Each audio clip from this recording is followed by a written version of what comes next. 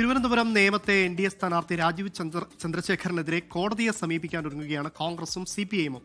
നാമനിർദ്ദേശ പത്രികയിൽ സ്വത്ത് വിവരം നൽകിയില്ല എന്ന് കോൺഗ്രസ് ആരോപണമുയർത്തിയെങ്കിലും പത്രിക വരണാധികാരി സ്വീകരിച്ചു. തുടർന്നാണ് ഇലക്ഷൻ കമ്മീഷനെയും കോടതിയെയും സമീപിക്കാൻ ഇരു മുന്നണികളും തയ്യാറെടുക്കുന്നത്. സൂക്ഷ്മ പരിശോധനയിൽ CPIഎം മൗനം പാലിച്ചെന്ന് UDF സ്ഥാനാർത്ഥി K. ശബരിനാഥൻ ആരോപിച്ചു.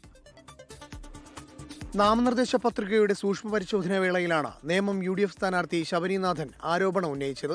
NDA സ്ഥാനാർത്ഥി രാജീവ് ചന്ദ്രശേഖരന്റെ സത്യവാങ്മൂലത്തിൽ കർണാടകയിലെ 200 കോടിയോളം രൂപ വിലമതിക്കുന്ന സ്വത്ത് സംബന്ധിച്ച വിവരം ഉൾപ്പെടുത്തിയിട്ടില്ല എന്നായിരുന്നു ആക്ഷേപം. പത്രിക പരിശോധിച്ച് മാറ്റിവെച്ചുവെങ്കിലും പിന്നീട് വരണാധികാരി പത്രിക സ്വീകരിച്ചു.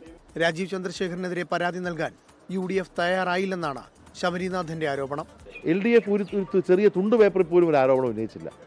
ഇത്രയും പ്രധാനപ്പെട്ട വിഷയം നമ്മൾ പറഞ്ഞുകൊണ്ടിരിക്കുമ്പോഴത്തേക്കും അവരൊന്ന് കൂടെ നിൽക്കണ്ടേ? ഇതൊരു പൊതുവിഷയമല്ലേ, ഒരു ധാർമ്മികതയുടെ വിഷയമല്ലേ? വലിയ ധാർമ്മികതയുടെ അപ്പോസ്തലന്മാരായി നിൽക്കുന്ന LDFന്റെ നേതാക്കൾ അദ്ദേഹത്തെ അവിടുത്തെ സ്ഥാനാർത്ഥിയോ ഈ വിഷയത്തിൽ ഒറ്റ വാക്ക് പറഞ്ഞില്ല. ക്ലിയറാണ്. സൂക്ഷ്മ പരിശോധന നടത്തുന്ന തൊഴിൽ ഭവനിൽ എത്തിയ LDF സ്ഥാനാർത്ഥി V. ശിവൻകുട്ടിയും രാജീവ് ചന്ദ്രശേഖരനെതിരെ നിയമ നടപടി സ്വീകരിക്കുമെന്ന് അറിയിച്ചു. രാജീവ് ചന്ദ്രശേഖർ സമർപ്പിച്ച നാമനിർദ്ദേശ പത്രികയിലെ സത്യവാങ്മൂലത്തിൽ വൻതോതിൽ വിവരങ്ങൾ മറച്ചുവെച്ച നടപടി ജനാധിപത്യത്തോടുള്ള വെല്ലുവിളിയാണ്. തെരഞ്ഞെടുപ്പ് കമ്മീഷൻ ഈ വിഷയത്തിൽ കൃത്യമായ അന്വേഷണം നടത്തണമെന്നും നിയമവിരുദ്ധമായ ഇത്തരം നടപടികൾക്കെതിരെ ശക്തമായ നടപടി സ്വീകരിക്കണമെന്നും LDF ആവശ്യപ്പെടുന്നു. എന്നാൽ ആരോപണം രാഷ്ട്രീയ പ്രേരിത മാത്രമെന്നായിരുന്നു രാജീവ് ചന്ദ്രശേഖരന്റെ മറുപടി. ഇനിയിപ്പോൾ എന്നെക്കുറിച്ച് കോൺഗ്രസ് ഇത് പറഞ്ഞത് ആദ്യമായിട്ടൊന്നുമല്ല. 2024 ലോക്സഭ ഇലക്ഷനിലും പ്രചരണം നടത്തി. അങ്ങനെ എന്തെങ്കിലും അവരുടെ അടുത്ത് തെളിവുണ്ടെങ്കിൽ ധൈര്യമായിട്ട് ഞാൻ അവരോട് പറയാൻ ആഗ്രഹിക്കുന്നു, നിങ്ങൾ കോർട്ട് പോകണം, ഇലക്ഷൻ കമ്മീഷനോട് പോകണം, അവിടെ തീരുമാനിക്കട്ടെ.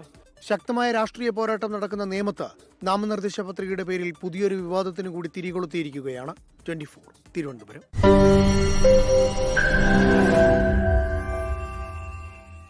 ലോകത്തെവിടെയായാലും ഏത് സമയത്തും 24 വാർത്തകളും ഓഗ്മെന്റഡ് റിയാലിറ്റി പാക്കേജുകളും എക്സ്പ്ലെയിനറുകളും വിശദമായി കാണാൻ ഞങ്ങളുടെ YouTube ചാനൽ നിങ്ങൾക്ക് സബ്സ്ക്രൈബ് ചെയ്യാം.